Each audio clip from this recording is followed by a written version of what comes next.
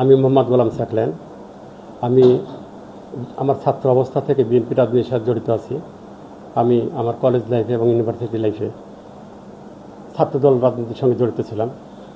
আমি আমার কর্মজীবনে এসে কিংবা লেখাপড়া শেষে এসে আমি আমার নিজ গ্রামে ওয়ার্ড বিএনপি সভাপতি পদ থেকে দায়িত্ব পালন করতে শুরু করি। পরবর্তী সময় ইউনিয়ন বিএনপির সমাজ কল্যাণ বিষয়ক সম্পাদক পদে আমি নিষ্ঠার সঙ্গে দায়িত্ব পালন করি।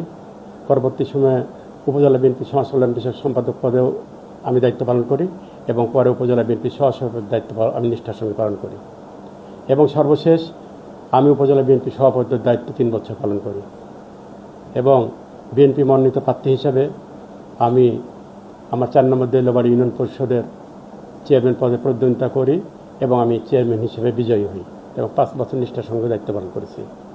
আমি 1914 সালে বিএনপি সমর্থিত প্রার্থী হিসেবে উপজেলা চেয়ারম্যান পদে নির্বাচন করি এবং আমি মনে করি এবং আমার বিএনপি মনে করে যে আমি এই উপজেলা নির্বাচনে বিজয়ী হই। কিছু ভোটে আমি এখানে পরাজিত দেখানো হয়েছে, কিন্তু সেটা আমার এলাকার জনগণ মনে করে না।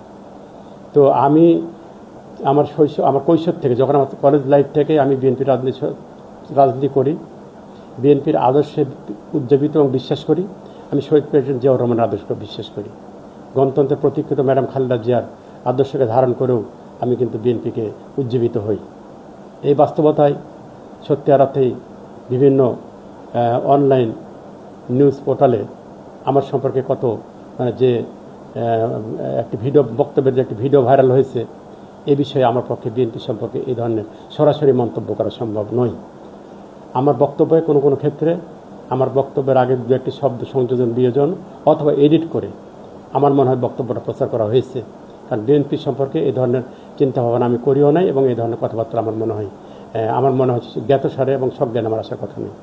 তাই আমি বলছি যে বিএনপি আমাকে এতগুলো পদে সম্মানিত করছে, আর যে বিএনপিতে আমি আমার জীবনে 25, 30, 40 বছর ধরে কাজ করছি, সে বিএনপি আমার কাছে অনেক প্রিয় এবং আমি আমাদের বর্তমান মাননীয় প্রধানমন্ত্রী জনাব তারেক রহমানের দেশ সেবা এবং অগ্রযাত্রা আমি নিজেও সামিল হতে চাই এবং বিএনপিকে সামিল হওয়ার জন্য আমি বার্তা প্রদান করি। তাই আমি বলবো, যারা এই ধরনের নিউজ আমার বিরুদ্ধে প্রচার করছেন তাদেরকে আমি বিনীত অনুরোধ করবো, আপনারা বিএনপি সংগঠনের জন্য কাজ করুন, দেশ এবং দেশের মানুষের জন্য কাজ করুন।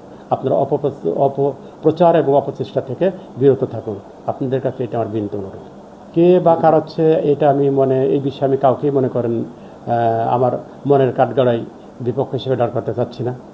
আমার মনে হয় আমার জনপ্রিয়তা কিংবা হয়তো অনেকের ধারণা হয়েছে আমি এইবারে জাতীয় উপজেলা নির্বাচনে আমি হয়তো আবার উপজেলা চেয়ারম্যান পদপ্রার্থী হইতে পারি।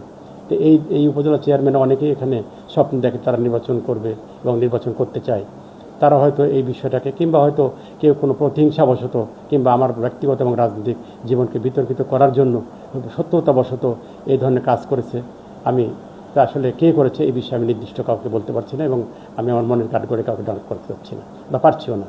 হ্যাঁ, এই বিষয়ে দলের কেন্দ্রীয় নেতা, বিশেষ করে রাজশাহী জেলা বিএনপির নেতৃবৃন্দ যার সঙ্গে আমি দীর্ঘদিন ধরে কাজ করেছি, ওনারা সকলেই আমার সম্পর্কে জানেন। আমার বিশ্বাস এই যে নিউজ প্রচার হয়েছে ওনারা এটা বিশ্বাস করবেন বলে আমার মনে হয় না।